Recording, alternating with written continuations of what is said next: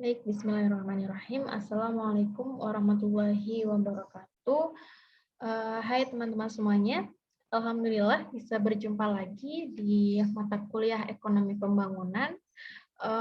Mohon maaf pada pertemuan kali ini kita menggunakan media video gitu ya untuk melanjutkan materi kita selanjutnya. Jadi saya harap teman-teman semuanya bisa mendengarkan dan menyimak gitu ya dari awal video, awal materi sampai nanti selesai seperti itu. Oke, baik. Jadi pertemuan kali ini kita akan melanjutkan materi sebelumnya. Kalau teman-teman sudah belajar tentang ekonomi pembangunan gitu ya, apa itu ekonomi pembangunan, kemudian apa sih bedanya ekonomi pembangunan dengan pertumbuhan ekonomi gitu ya. Nah, kalau kemarin sudah belajar tentang pengantar dari ekonomi pembangunan, maka sekarang kita lanjutkan nih materi kita yaitu tentang indikator pembangunan. Jadi apa sih indikator-indikator dalam pembangunan ekonomi itu? Nah, akan kita bahas. Jadi teman-teman semuanya bahwa pembangunan ekonomi itu punya beberapa indikator ya. Ada berapa? Ada 3 indikator. Nah, apa saja itu? Yang pertama yaitu adalah indikator moneter. Nah, indikator moneter ini terdiri dari pendapatan per kapita, lalu kemudian yang kedua terdiri dari net economic welfare gitu ya. Nah, nanti akan kita bahas apa sih pendapatan per kapita itu, apa sih net economic welfare itu gitu ya. Lalu kemudian yang kedua yaitu adalah indikator non-moneter. Nah, indikator non-moneter ini terdiri dari apa saja? Dari semacam kesehatan, lalu kemudian pendidikan, lalu kemudian bagaimana tingkat konsumsinya gitu kan di suatu daerah atau wilayah, lalu kemudian bagaimana fasilitas-fasilitas umumnya gitu ya. Jadi berkaitan dengan hal-hal selain moneter ya. Maka disebut sebagai indikator non-moneter. Ini nanti juga akan kita bahas gitu ya. Nah, ini adalah indikator yang kedua. Lalu apa selanjutnya? Indikator yang ketiga. Indikator yang ketiga yaitu adalah indikator campuran. Nah, kenapa dikatakan sebagai indikator campuran? Karena penjelasan di dalamnya tidak hanya berkaitan dengan ekonomi saja, tetapi juga sosial. Maka dikatakan sebagai indikator campuran, yaitu karena indikator dari ekonomi dan sosial seperti itu. Nah, nanti kita akan bahas juga masalah ini. Nanti ini indikator campuran ini nanti akan banyak dilihat dari data-data yang ada di Susenas seperti itu ya. Berkaitan dengan apa aja sih nanti? Berkaitan dengan bagaimana tingkat melek hurufnya gitu kan, bagaimana indeks pembangunan manusianya. Nah, nanti akan kita bahas di sini. Oke. Jadi teman-teman bisa diingat ya bahwa pembangunan ekonomi itu punya beberapa indikator, punya 3 indikator tentunya ya. Yang pertama yaitu adalah indikator moneter, lalu kemudian yang kedua yaitu adalah indikator non moneter, lalu yang ketiga adalah indikator campuran. Oke, nah selanjutnya kita bahas berkaitan dengan pendapatan real per kapita. Jadi kan tadi yang pertama itu adalah indikator moneter. Indikator moneter itu terdiri dari yang pertama pendapatan per kapita. Nah, teman-teman semuanya bahwa memang tidak bisa dipungkiri gitu ya bahwa pendapatan per kapita ini adalah indikator yang paling sering digunakan sebagai tolak ukur gitu ya. Tolak ukur untuk apa? Untuk melihat bagaimana sih kesejahteraan ekonomi penduduknya di suatu negara atau di suatu daerah. Nah, biasanya kita dengan melihat dari pendapatan per kapita ini untuk bisa mengukur bagaimana tingkat kesejahteraan ekonomi di suatu daerah seperti itu. Gitu ya. Jadi memang sering sekali data-data pendapatan per kapita ini digunakan untuk salah satu indikator dalam melihat bagaimana kinerja perekonomiannya secara keseluruhan gitu ya. Tidak hanya itu tapi juga sebagai indikator moneter gitu ya dari setiap kegiatan ekonomi di suatu daerah seperti itu. Maka kenapa di sini dikatakan bahwa pendapatan per kapita ini punya keunggulan gitu ya. Punya keunggulan yang pertama mudah diukur dan mencerminkan kinerja perekonomian. Jadi memang tadi ya sudah dijelaskan bahwa pendapatan per kapita ini paling sering untuk digunakan sebagai tolak ukur dalam melihat bagaimana kinerja perekonomian. Lalu kemudian juga dilihat bagaimana sih struktur perekonomiannya. Nah, ini juga menggunakan pendapatan real. Lalu kemudian juga bisa digunakan untuk membandingkan gitu ya, bagaimana perekonomian antar negara atau antar daerah atau wilayah.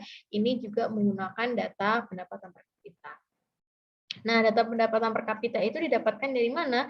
Dari jumlah pendapatan nasional dibagi dengan jumlah penduduk gitu ya. Jadi beberapa ekonom itu sebenarnya kurang setuju gitu ya jika data pendapatan per kapita ini menjadi sebuah tolak ukur bagaimana kesejahteraan masyarakatnya, bagaimana kesejahteraan penduduknya, ekonomi penduduknya jika dilihat dari pendapatan per kapita. Karena bagi beberapa ekonom yang kurang setuju itu, menurut mereka gitu ya, bahwa kesejahteraan itu tidak hanya dilihat dari pendapatan per kapita saja gitu ya, tapi dari aspek-aspek yang lain juga perlu dilihat gitu ya.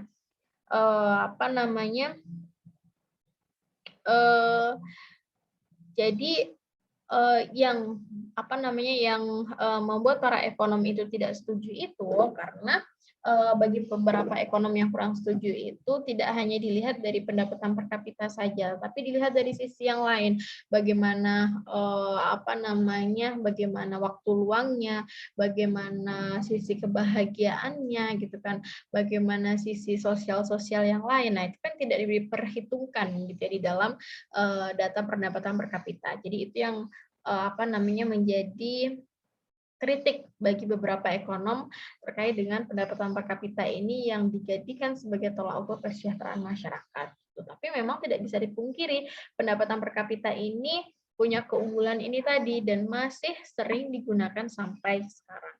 Ya. Nah, tapi di balik itu memang pendapatan per kapita ini punya kelemahan. Kelemahannya apa? Yang pertama yaitu bahwa tadi ya, seperti yang tadi barusan saya jelaskan, bahwa di dalam data pendapatan per kapita ini tidak mencantumkan data-data yang bersifat subjektif gitu ya. Karena kalau kita mau melihat bagaimana kesejahteraan masyarakatnya, kesejahteraan itu kan subjektif ya sebenarnya, ya toh. Karena berkaitan dengan apa? Berkaitan dengan tujuan hidupnya seperti apa, bagaimana dengan cara atau gaya hidupnya seperti apa, bagaimana dengan pandangan hidupnya seperti apa. Nah, itu kan berbeda pada masing-masing individu. Makanya dikatakan kesejahteraan itu bisa dibilang bersifat subjektif. Karena misalkan contoh nih, ada dua individu ya, individu A dan individu B. Misalkan individu A ini dia akan merasa sangat bahagia ketika dia mendapatkan pendapatan yang tinggi gitu. Untuk bisa mendapatkan pendapatan yang tinggi, maka dia perlu bekerja keras, perlu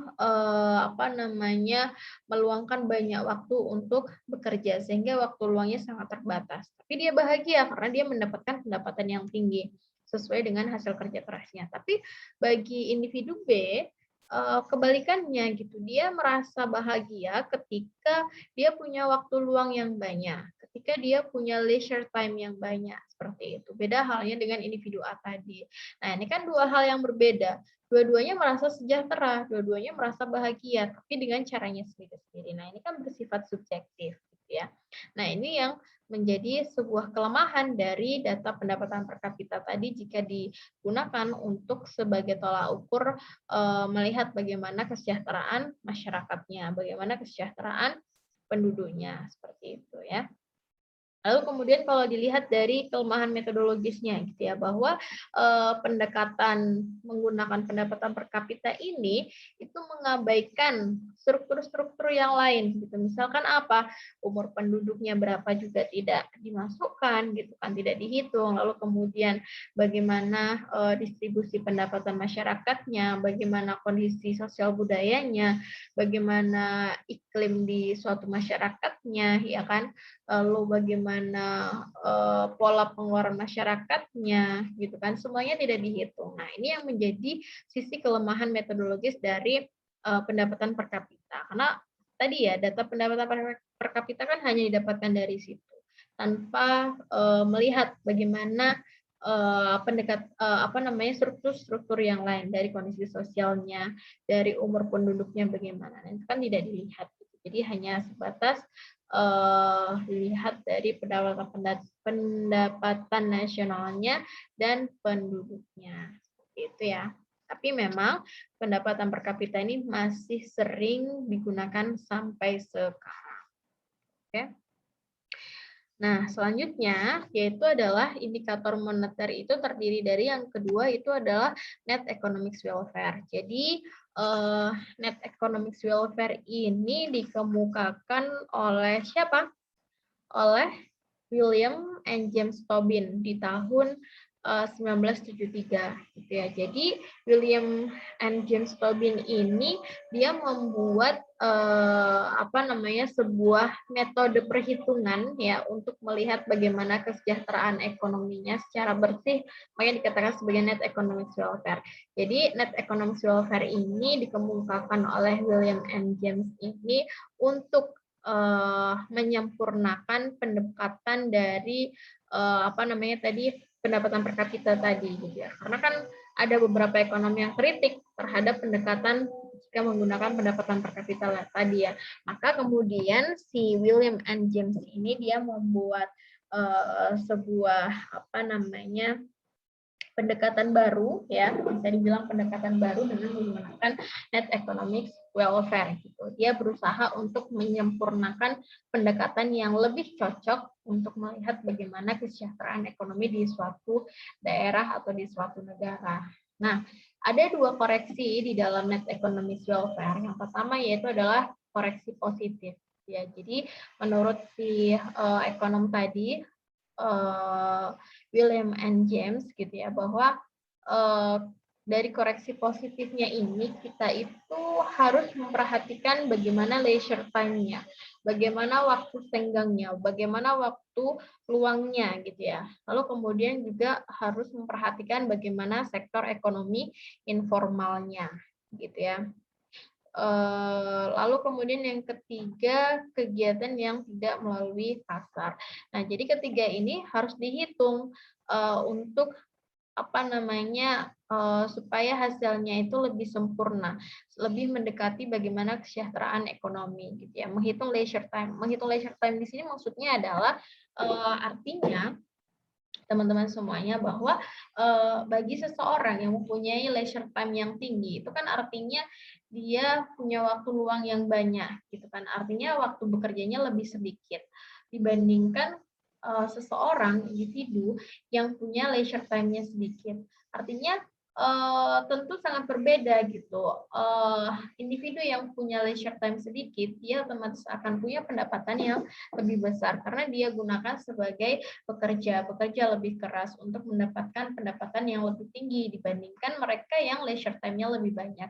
Nah, ini kan berpengaruh terhadap pendapatan gitu dan juga terhadap kesejahteraan ekonominya gitu ya. Nah, ini makanya kenapa koreksi positifnya di sini seharusnya ini juga bisa diperhitungkan.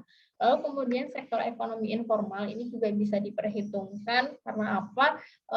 Karena biasanya sektor-sektor ekonomi informal ini tidak masuk dalam perhitungan. Misalkan seperti apa? Para pedagang kaki lima, ya kan, lalu kemudian tukang bakso, tukang beca. Nah, ini kan output ini belum dimasukkan gitu ya, sehingga ini yang menjadi koreksi positif untuk bisa diperhitungkan gitu ya, dan sehingga bisa menjadi pendekatan yang lebih lebih sempurna dibandingkan hanya dari pendapatan per kapita tadi saja. Lalu kemudian yang kedua ada koreksi negatifnya ya, bahwa juga perlu menghitung bagaimana eksternalitas negatifnya. Eksternalitas negatifnya ini maksudnya apa? Maksudnya berkaitan dengan kerusakan lingkungan. Karena semakin tinggi produktivitas di suatu negara, itu biasanya akan berdampak pada kondisi lingkungannya gitu. Semakin tinggi produktivitasnya, berarti kan kerusakan lingkungannya bisa diperkirakan itu semakin besar. Ya, kenapa? Karena otomatis semakin banyak pabrik misalkan ya, produktivitasnya tinggi, berarti kan akan semakin banyak menghasilkan limbah gitu ya, akan banyak menghasilkan limbah. Nah, ini akan berdampak pada kerusakan lingkungannya. Nah, ini perlu diperbaiki di sini. Ini juga perlu dihitungkan gitu ya, bagaimana kondisi lingkungannya. Dan juga biaya-biaya sosial. Biaya-biaya sosial ini apa namanya perlu diperhitungkan juga ya. Jadi biaya sosial ini dengan cara dikurangi gitu ya. Ini kan biaya-biaya yang harus dikurangi gitu ya. Kenapa koreksi negatif? Karena ini biaya-biaya yang harus dikurangi. Biaya yang harus dikurangi untuk memperbaiki kerusakan lingkungan ya, untuk mencegah kerusakan lingkungan. Lalu kemudian yang kedua, biaya yang harus dikurangi untuk biaya-biaya sosial yang harus diberikan, yang harus dikeluarkan gitu ya. Maka ada dua koreksi di sini, yaitu adalah koreksi positif dan koreksi negatif. Maka apa hasilnya? Hasilnya otomatis jelas net economic welfare atau kita bisa bilang new. Ini hasilnya tentu akan lebih rendah dibandingkan hasil pendapatan per kapita atau GNP growth-nya. Tentu hasilnya akan lebih rendah ya, karena perlu dikurangi ini biaya-biaya kerusakan lingkungan, biaya sosial, lalu kemudian perlu ditambahkan koreksi dari positif ini gitu kan. Tentu hasilnya nanti akan jauh lebih rendah dibandingkan GNP growth-nya. Ya, sekitaran kurang lebih rendah 2%. Seperti itu teman-teman semuanya. Oke. Nah, ini dia ya. Jadi new economic welfare itu didapatkan dari yang pertama adalah value of GDP-nya, gitu kan. Jadi berapa pendapatan nasionalnya, lalu kemudian value of leisure time-nya, berapa banyak waktu luangnya, lalu kemudian value of unpaid work, gitu kan, seberapa besar pekerja yang tidak terbayar, gitu kan, lalu kemudian dikurangi dengan kerusakan lingkungan tadi, dikurangi dengan biaya-biaya sosial tadi, maka akan terciptanya data new economic welfare gitu kan. Nah, menurut William and James tadi bahwa pendekatan ini lebih sempurna dibandingkan hanya dilihat dari data pendapatan per kapita tadi gitu ya, karena di dalam new ini dia mempertimbangkan beberapa hal yang tidak dipertimbangkan pada pendapatan per kapita seperti itu. Jadi menurutnya bahwa dengan menggunakan pendekatan new ini lebih bisa lebih realistis gitu ya untuk mengukur bagaimana sih kesejahteraan ekonomi, bagaimana sih kondisi perekonomian di suatu daerah, wilayah atau negara. Seperti itu. Nah, kemudian ini adalah indikator sosial ya. Jadi apa namanya? Ini adalah indikator sosial. Jadi ini yang digunakan dalam indikator non moneter tadi, gitu ya. Kenapa indikator non moneter? Karena memang isinya adalah indikator-indikator yang tidak berkaitan dengan moneter, gitu ya. Tidak berkaitan dengan keuangan, tidak berkaitan dengan makro, gitu kan. Karena isinya apa? Isinya yaitu adalah berkaitan dengan bagaimana sih tingkat harapan hidupnya di suatu daerah, bagaimana sih kondisi penduduknya, apakah penduduknya ini mengkonsumsi protein hewani per kapita. Nah, ini juga perlu dihitung gitu kan. Bagaimana konsumsi proteinnya penduduknya gitu. Apakah tinggi ataukah rendah gitu. Karena ini juga akan berkaitan dengan pembangunan ekonomi gitu kan. Bagaimana protein yang dikonsumsi oleh penduduknya, oleh warganya gitu kan. Lalu kemudian bagaimana persentase anak-anak yang belajar di sekolah dasar dan menengah?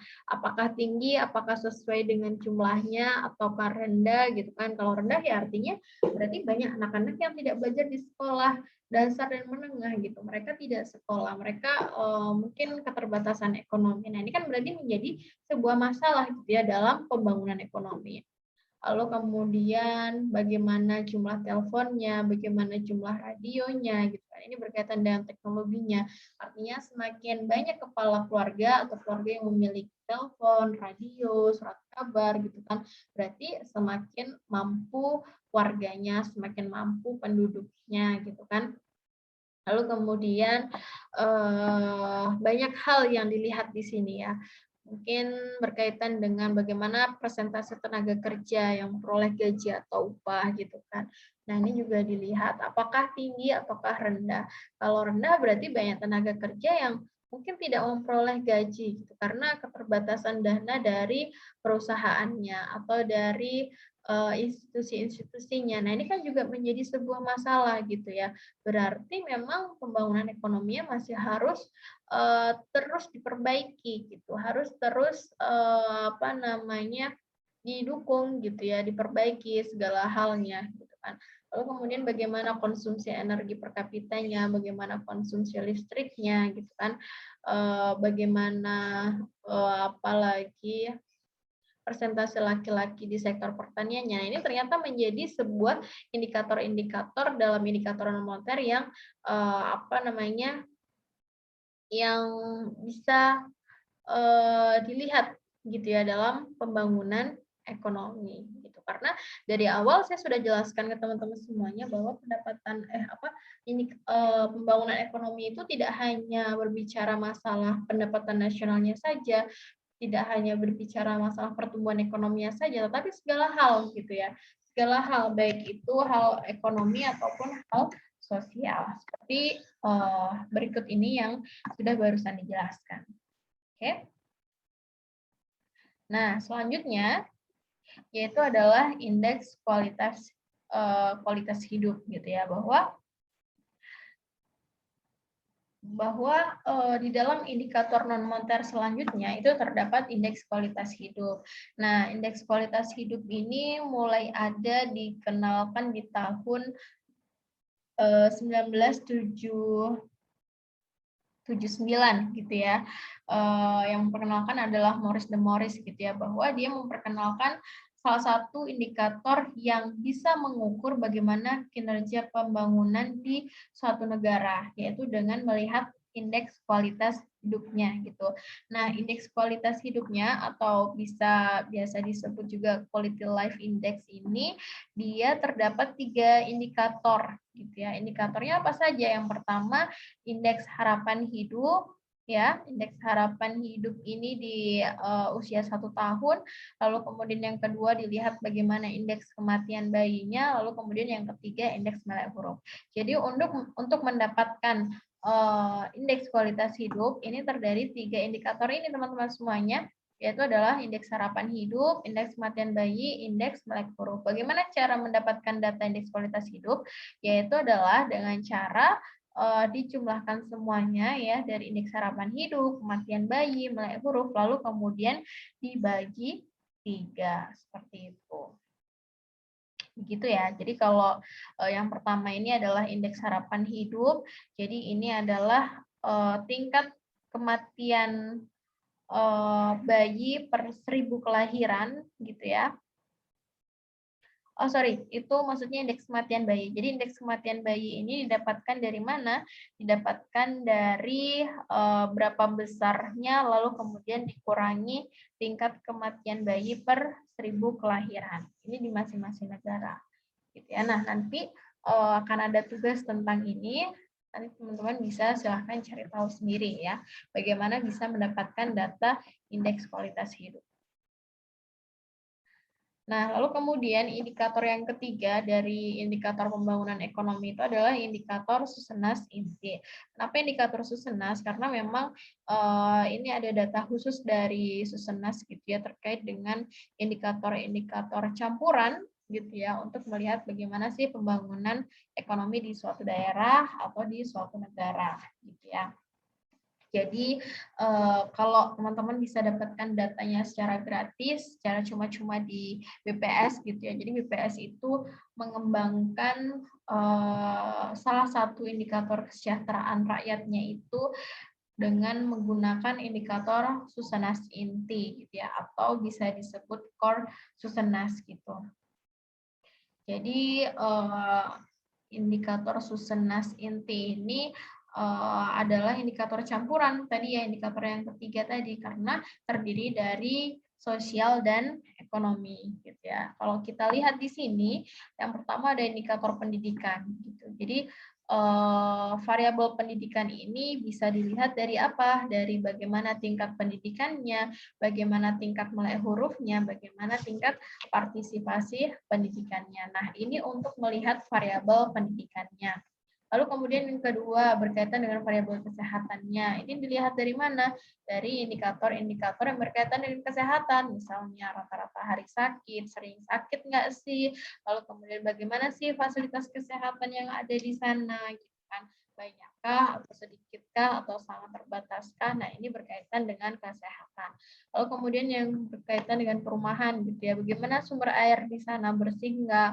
Bagaimana listriknya, terjangkau tidak gitu kan. Nah, ini juga dijelaskan dalam variabel perumahan. Jadi ada banyak variabel yang terdapat dari indikator campuran ini atau indikator susunan ini, melihat bagaimana pembangunan ekonomi di suatu daerahnya gitu kan. Jadi tidak hanya ekonomi saja nih. Kalau ekonomi kan kita bisa lihat dari sisi konsumsinya. Tapi kalau dari sosialnya kita bisa lihat dari pendidikannya, kesehatannya, perjalanan wisatanya gitu kan. Apakah dia sering wisata atau tidak seperti itu. Nah, ini yang dinamakan dalam indikator campuran gitu ya. Jadi melalui indikator campuran ini yang terdiri dari indikator ini bisa melihat kita bisa identifikasi bagaimana sih pembangunan ekonomi di suatu daerah atau wilayahnya gitu ya.